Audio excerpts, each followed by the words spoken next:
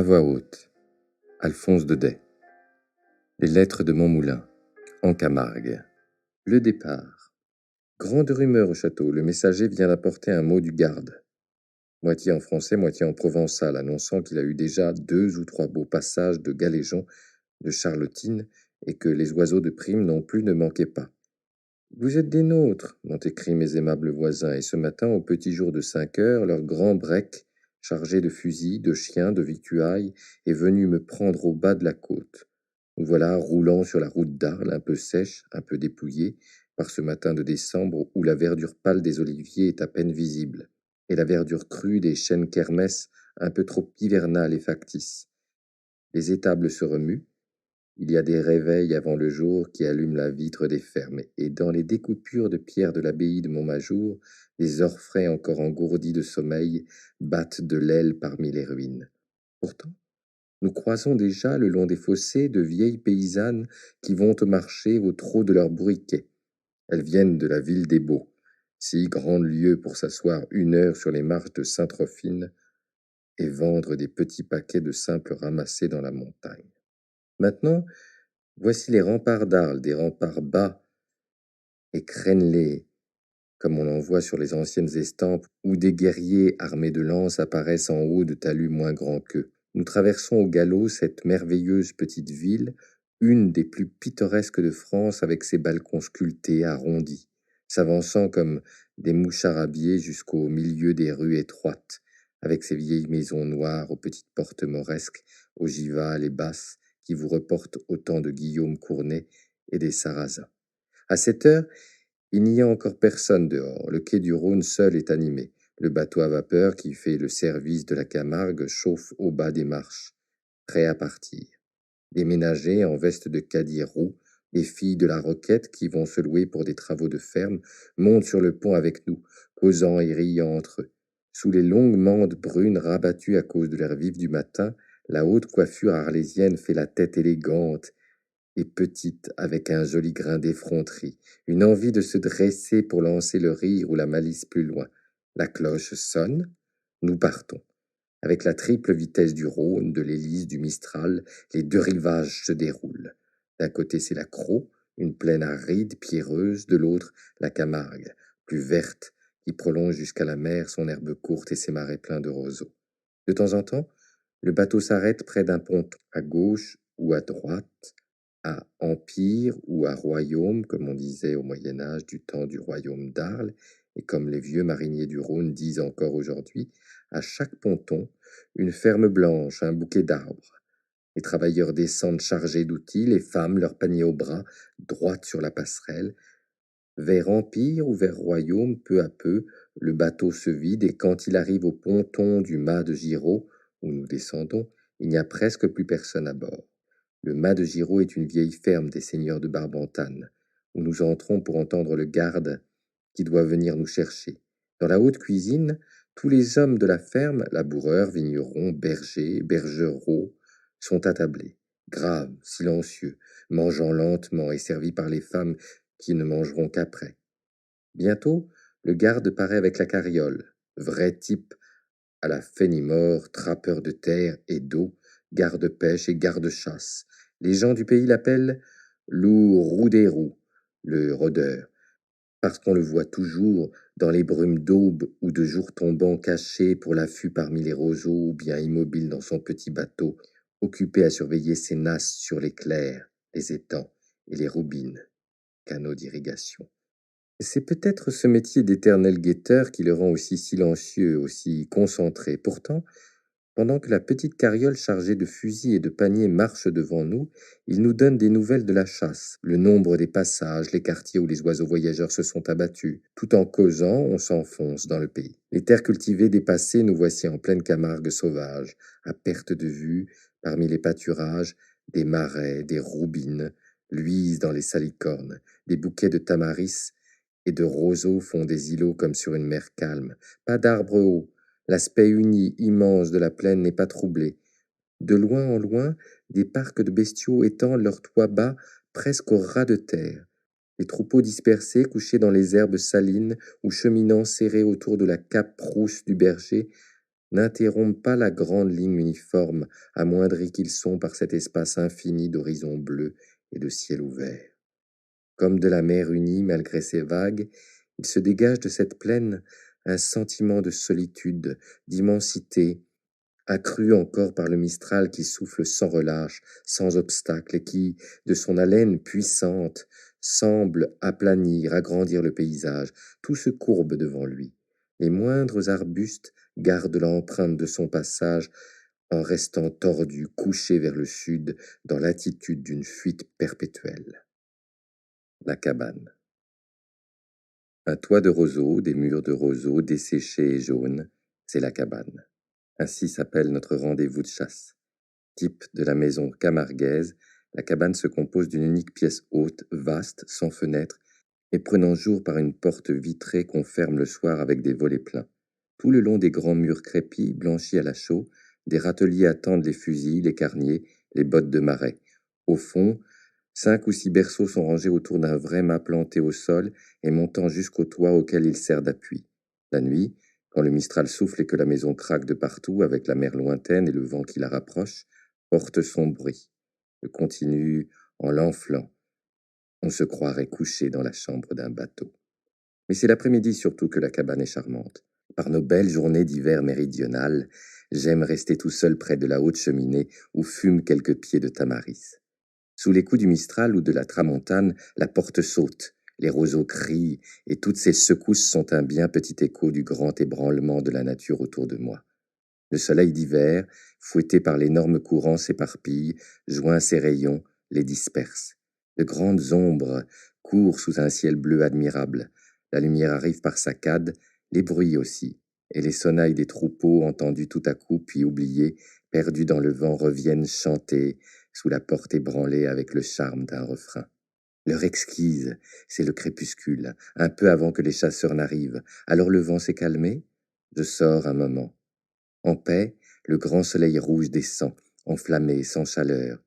La nuit tombe, vous frôle en passant de son aile noire tout humide. Là-bas, au ras du sol, la lumière d'un coup de feu passe avec l'éclat d'une étoile rouge arrivée par l'ombre environnante. Dans ce qui reste de jour, la vie se hâte. Un long triangle de canards vole très bas, comme s'il voulait prendre terre, mais tout à coup, la cabane, où le caleil est allumé, les éloigne. Celui qui tient la tête de la colonne dresse le cou, remonte, et tous les autres derrière lui s'emportent plus haut avec des cris sauvages. Bientôt, un piétinement immense se rapproche, pareil à un bruit de pluie. Des milliers de moutons, rappelés par les bergers, harcelés par les chiens, dont on entend le galop confus et la laine haletante, se pressent vers le parc, peureux et indisciplinés. Je suis envahi, frôlé, confondu dans ce tourbillon de laine frisée de bêlements, une houle véritable où les bergers semblent portés avec leur ombre par des flots bondissants. Derrière les troupeaux, voici des pas connus, des voix joyeuses. La cabane est pleine, animée, bruyante. Les sarments flambent. On rit d'autant plus qu'on n'est plus là. C'est un étourdissement d'heureuse fatigue. Les fusils dans un coin, les grandes bottes jetées pêle-mêle, les carniers vides, et à côté les plumages roux, dorés, verts, argentés, tout tachés de sang. La table est mise, et dans la fumée d'une bonne soupe d'anguille, le silence se fait. Le grand silence, des appétits robustes, interrompus seulement par les grognements féroces des chiens qui lapent leur écuelle à tâtons devant la porte. La veillée sera courte. Déjà près du feu, clignotant lui aussi, il ne reste plus que le garde et moi. Nous causons, c'est-à-dire nous nous jetons de temps en temps l'un à l'autre des demi-mots à la façon des paysans, de ces interjections presque indiennes, courtes et vite éteintes comme les dernières étincelles des sarments consumés. Enfin, le garde se lève, allume sa lanterne, et j'écoute son pas lourd qui se perd dans la nuit. À l'espère, à l'affût. L'espère. Quel joli nom pour désigner l'affût, l'attente du chasseur embusqué et ses heures indécises où tout attend, espère, hésite entre le jour et la nuit. L'affût du matin, un peu avant le lever du soleil, l'affût du soir au crépuscule. C'est ce dernier que je préfère, surtout dans ces pays marécageux où l'eau des clairs garde si longtemps la lumière. Quelquefois, on tient l'affût dans le Mégochin, le naï-chien. Un tout petit bateau, sans quille, étroit, roulant au moindre mouvement. Abrité par les roseaux, le chasseur guette les canards du fond de sa barque, que dépasse seulement la visière d'une casquette, le canon du fusil et la tête du chien flairant le vent, happant les moustiques, ou bien de ses grosses pattes étendues, penchant tout le bateau d'un côté et le remplissant d'eau. Cet affût-là est trop compliqué pour mon inexpérience. Aussi, le plus souvent je vais à l'espère à pied, barbotant en plein marécage avec d'énormes bottes taillées dans toute la longueur du cuir. Je marche lentement, prudemment, de peur de m'envaser. J'écarte les roseaux pleins d'odeurs saumâtres et de sauts de grenouilles. Enfin, voici un îlot de tamaris, un coin de terre sèche où je m'installe. Le garde, pour me faire honneur, a laissé son chien avec moi. Un énorme chien des Pyrénées à grande toison blanche, chasseur et pêcheur de premier ordre, et dont la présence ne laisse pas que de m'intimider un peu. Quand une poule d'eau passe à ma portée, il a une certaine façon ironique de me regarder en rejetant en arrière d'un coup de tête à l'artiste 2 longues oreilles flasques qui lui pendent dans les yeux. Puis, des pauses à l'arrêt, des frétillements de queue, toute une mimique d'impatience pour me dire « Tire, tire donc !» Je tire, je manque. Alors allongé de tout son corps, il bâille et s'étire d'un air las, découragé et insolent. Eh bien oui, j'en conviens, je suis un mauvais chasseur. L'affût, pour moi, c'est l'heure qui tombe, la lumière diminuée, réfugiée dans l'eau, les étangs qui luisent, polissant jusqu'au ton de l'argent fin, la teinte grise du ciel assombri. J'aime cette odeur d'eau, ce frôlement mystérieux des insectes dans les roseaux, ce petit murmure des longues feuilles qui frissonnent. De temps en temps, une note triste passe et roule dans le ciel comme un ronflement de conque marine. C'est le butor qui plonge au fond de l'eau son bec immense d'oiseau pêcheur et souffle « Rrrr ». Des vols de grues filent sur ma tête. J'entends le froissement des plumes, les bruissements du devet dans l'air vif, et jusqu'au craquement de la petite armature surmenée. Puis, plus rien. C'est la nuit profonde, avec un peu de jour resté sur l'eau. Tout à coup, j'éprouve un tressaillement, une espèce de gêne nerveuse, comme si j'avais quelqu'un derrière moi. Je me retourne et j'aperçois le compagnon des belles nuits, la lune, une large lune toute ronde, qui se lève doucement avec un mouvement d'ascension d'abord très sensible et se ralentissant à mesure qu'elle s'éloigne de l'horizon. Déjà, un premier rayon est distinct près de moi, puis un autre, un peu plus loin. Maintenant, tout le marécage est allumé. La moindre touffe d'herbe a son ombre. L'affût est fini. Les oiseaux nous voient. Il faut rentrer. On marche au milieu d'une inondation de lumière bleue, légère, poussiéreuse, et chacun de nos pas dans l'éclair, dans les roubines, y remue des tas d'étoiles tombées et des rayons de lune qui traversent l'eau jusqu'au fond. Le rouge et le blanc. Tout près de chez nous, à une portée de fusil de la cabane, il y en a une autre qui lui ressemble mais plus rustique. C'est là que notre garde habite avec sa femme et ses 2 aînés. La fille qui soigne le repas des hommes raccommode les filets de pêche, le garçon qui aide son père à relever les nasses, à surveiller les martilières, vannes, des étangs. Les 2 plus jeunes sont à Arles, chez la grand-mère. Ils y resteront jusqu'à ce qu'ils aient appris à lire et qu'ils aient fait leur bonjour, première communion. Car ici, on est trop loin de l'église et de l'école. Et puis, l'air de la Camargue ne vaudrait rien pour ces petits. Le fait est que, l'été venu, quand les marais sont à sec, et que la vase blanche des roubines se crevasse à la grande chaleur, l'île n'est vraiment pas habitable. J'ai vu cela une fois, au mois d'août, en venant tirer les halbrans, et je n'oublierai jamais l'aspect triste et féroce de ce paysage embrasé. De place en place, les étangs fumaient au soleil comme d'immenses cuves, gardant tout au fond un reste de vie qui s'agitait, un grouillement de salamandres, d'araignées, de mouches d'eau, cherchant des coins humides. Il y avait là un air de peste, une brume de miasmes lourdement flottantes qu'épaississaient encore d'innombrables tourbillons de moustiques. Chez le garde, tout le monde grelottait, tout le monde avait la fièvre. Et c'était pitié de voir les visages jeunes tirés, les yeux cerclés, trop grands de ces malheureux condamnés à se traîner pendant 3 mois, tout ce plein soleil inexorable qui brûle les fiévreux sans les réchauffer. Triste et pénible vie que celle de garde-chasse en Camargue. Encore, celui-là a sa femme et ses enfants près de lui, mais à 2 lieues plus loin, dans le marécage, demeure un gardien de chevaux qui, lui, vit absolument seul, d'un bout de l'année à l'autre, et mène une véritable existence de Robinson. Dans sa cabane de roseaux, qu'il a construite lui-même, pas un ustensile qui ne soit son ouvrage, depuis le hamac d'osier tressé, les 3 pierres noires assemblées en foyer, les pieds de tamaris taillés en escabeau, jusqu'à la serrure et la clé de bois blanc fermant cette singulière habitation. L'homme est au moins aussi étrange que son logis. C'est une espèce de philosophe silencieux, comme les solitaires, abritant sa méfiance de paysan sous d'épais sourcils en broussailles.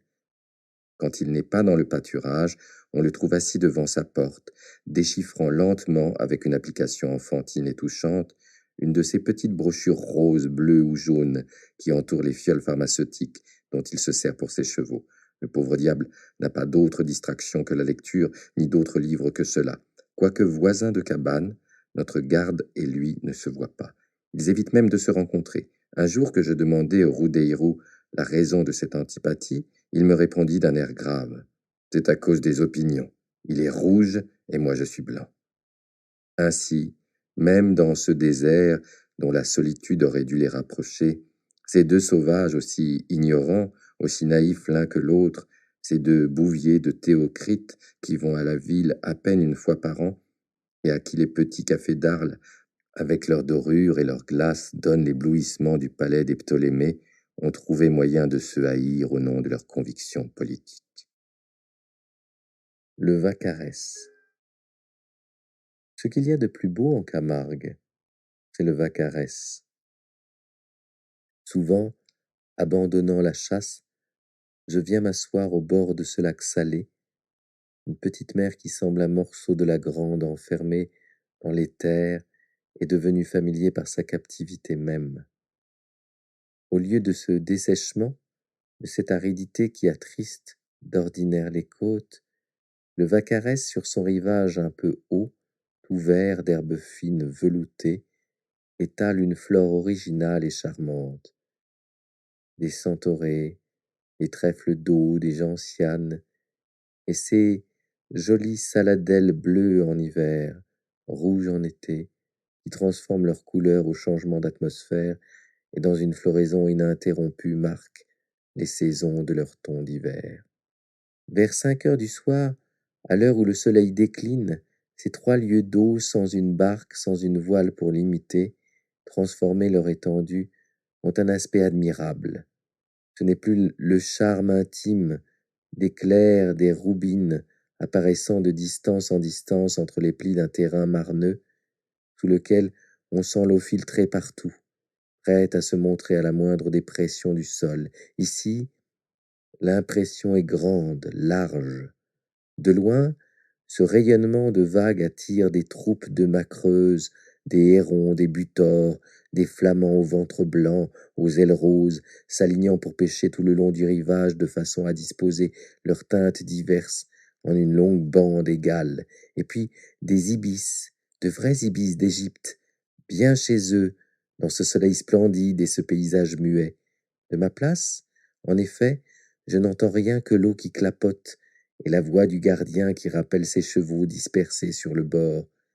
Ils ont tous des noms retentissants. Cifer, Lucifer, l'Estello, l'Estrunello. Chaque bête, en s'entendant nommer, accourt la crinière au vent et vient manger l'avoine dans la main du gardien. Plus loin, toujours sur la même rive, se trouve une grande manado, troupeau, de bœufs paissant en liberté comme les chevaux. De temps en temps, j'aperçois au-dessus d'un bouquet de tamaris l'arête de leur dos courbé et leurs petites cornes en croissant qui se dressent.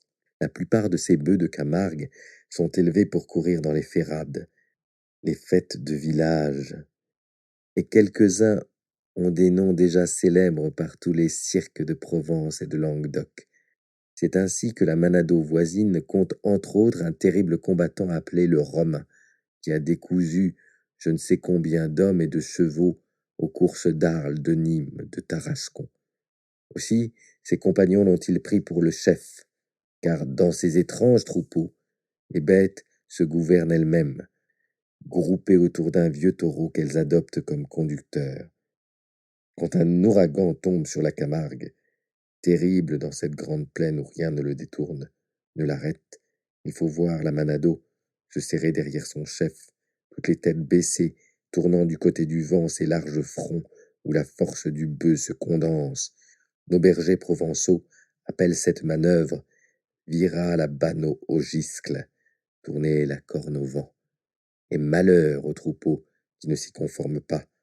Aveuglée par la pluie, entraînée par l'ouragan, la manado en déroute tourne sur elle-même, ses phares se dispersent, et les bœufs éperdus, courant devant eux pour échapper à la tempête, se précipitent dans le Rhône, dans le Vaccarès ou dans la mer.